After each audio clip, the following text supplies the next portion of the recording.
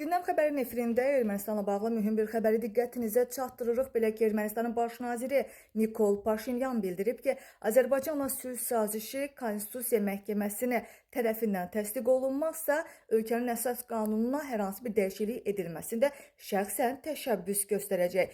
Gündəm xəbər Müsavat.com istinadən xəbər verir ki, bu barədə Paşinyan Yerevan Dialoq Beynəlxalq Forumu çərçivəsində bildirib.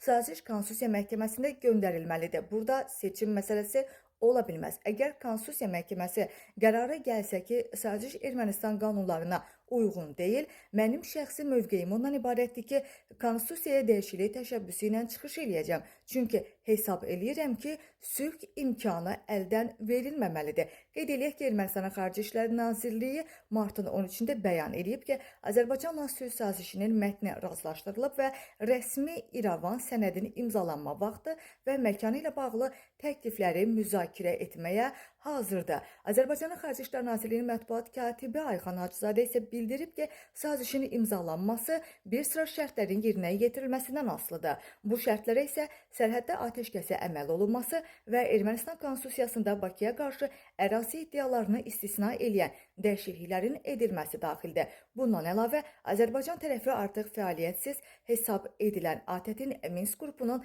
rəsmi şəkildə ləğv edilməsində israrlıdır.